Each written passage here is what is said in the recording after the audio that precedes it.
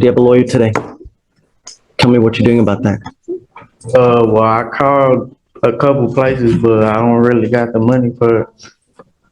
I'm not working or nothing. Why not?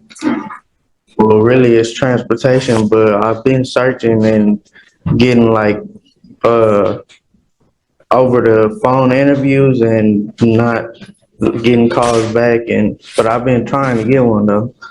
People aren't going to come to you looking. You're not a king, man. They're not going to come to you to give you work. You got to go look for it. Just because you ain't got a ride doesn't mean that you can't work. Yeah, I've been calling a lot of people. But with him, perhaps you can get work at a temp agency. But how are you surviving now?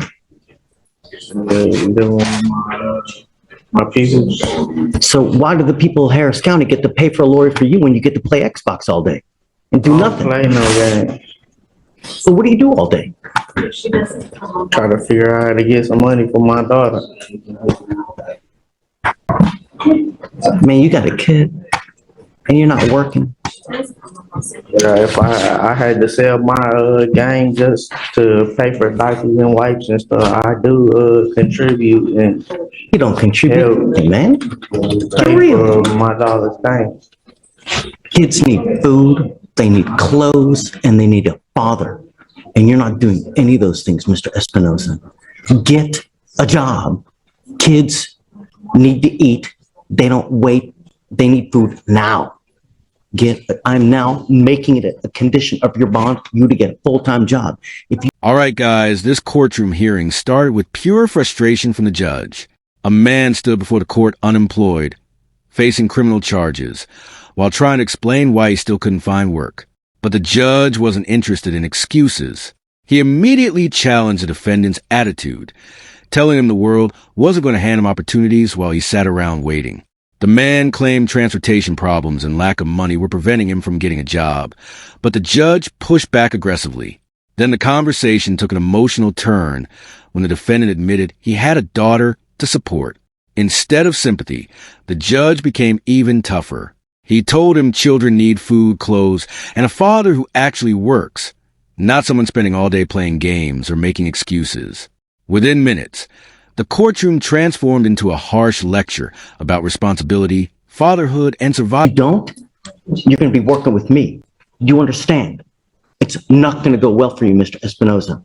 I want you back here in 2 weeks showing me what you've done to get a job. I want to see applications in, and I want proof, not your word, because I don't take your word. You ain't got proof, things are going to go real bad for you real quick. Do you understand? Your Honor, if I may. I'd like to move for another bond condition. We received a notice that this defendant was attempting to purchase a firearm while having an active MOA. It wasn't enough to charge him at the time, but he was attempting to purchase a firearm. And so I want to add no conditions or no contact conditions with any location that sells firearms. It was because I had pawned it. Stop. Don't, because you're only going to get yourself in more hot water. It was the deadline. Stop. Where did he go to buy this gun? Allegedly.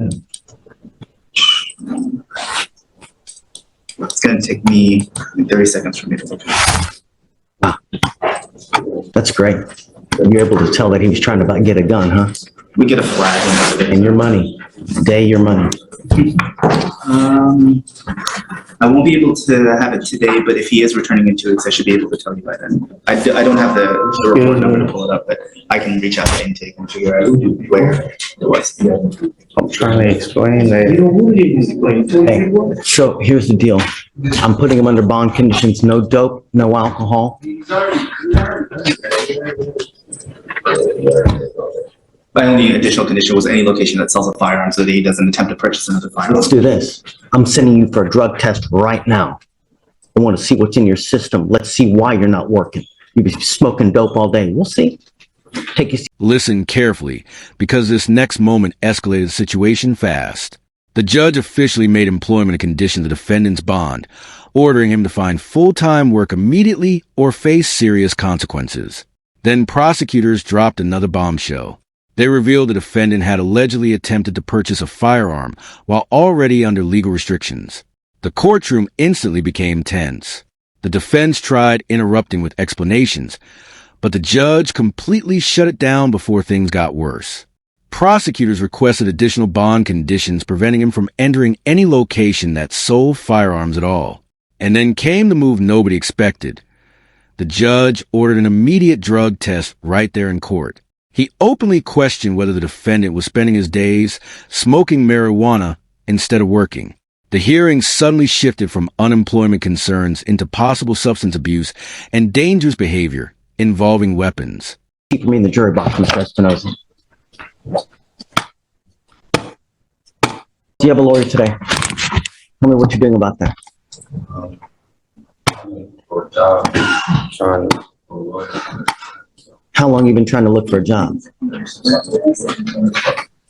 Since I've been 40 last month. When's the last time you worked?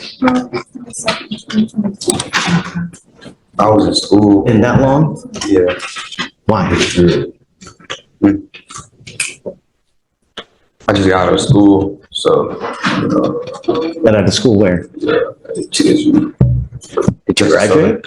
Got out of what school? Texas Southern. I just been in school, so. So you're in college? I have a little small business, so I've been looking for clients, but that hasn't been going, so I was trying to book jobs at McDonald's and security, but I haven't got it yet. So, How old are you now? You're 30. And so you went to college? And then what happened with college? got out like last year. Let me ask you something. How bad is it now to try to get a job? How bad is it? Does it suck? Is it hard to get a job? You're now charged with theft, Mr. North. How bad do you think it's going to go if you get convicted of this theft? You think it's tough now? Wait till you get a theft conviction on your record. You now have a prior interference that's been dismissed. You now have to stand charged with theft. You will never get a job if you're branded a thief. And you're charged with a lot of money theft. So, Now here's where the hearing took an unexpected turn. When the judge questioned the defendant further, it turned out he wasn't simply lazy or avoiding work. He had actually attended college at Texas Southern University and recently graduated. He even claimed to own a small business while searching for jobs in security and fast food. But despite hearing that, the judge refused to soften his stance. Instead, he delivered a brutal reality check about criminal records and employment. He warned the defendant that life was already difficult enough at age 30, but a theft conviction would make things nearly impossible forever. The judge explained that employers rarely trust people branded as thieves, especially in cases involving large amounts of stolen money. His message was crystal clear. If the defendant continued down this road, every future opportunity would slowly disappear one bad decision at a time. think it's hard now? It only gets harder the older you get. It don't get easier. It gets so much more difficult. Alrighty, yes, sir. Do you mind giving an application, please, Mr. Deputy Simpson?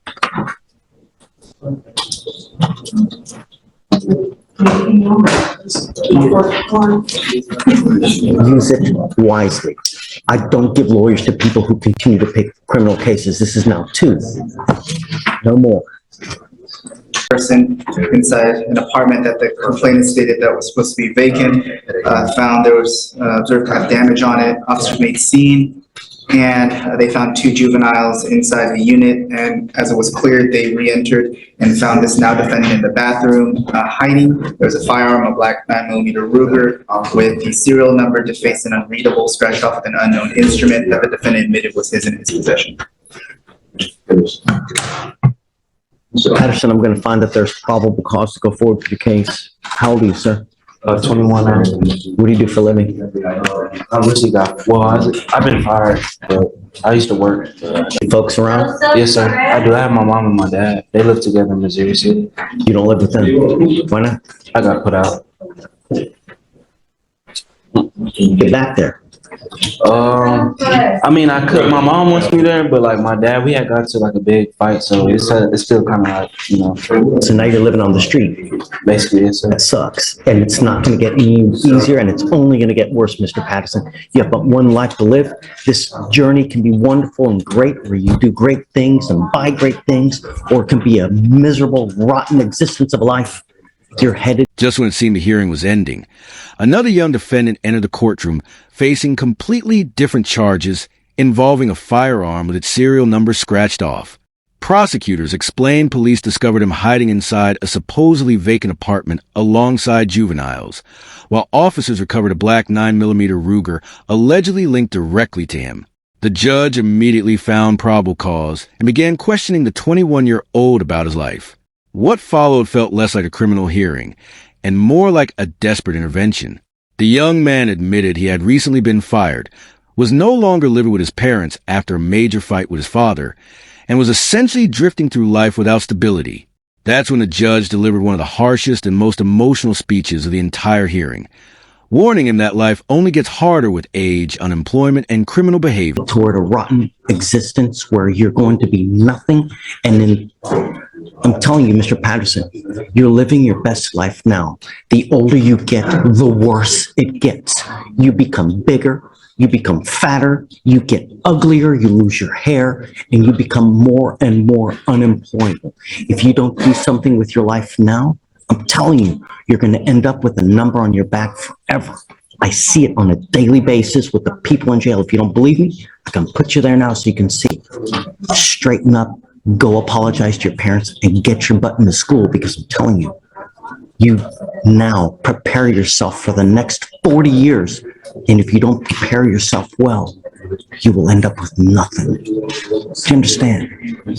Go back home, get into school, and do something. I'm now ordering you not to go back to the house that you were busted and not to be in possession of any weapons. You understand? I'm telling you, you violate these conditions, I will put you in jail. And if you don't have anyone to bond you out, you'll be stuck like Chuck. You understand? Please.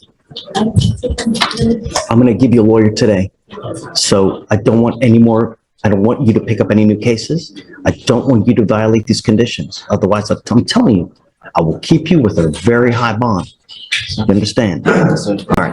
I'm going to have you go to Victoria's, sign a reset, and then I'm going to have you take a seat in the jury box while we get all your conditions and your lawyer. Okay. All right? And finally, guys, the hearing ended with a powerful warning about the future waiting ahead if these young men failed to change direction immediately. The judge painted a grim picture of what happens to people who continue making reckless choices.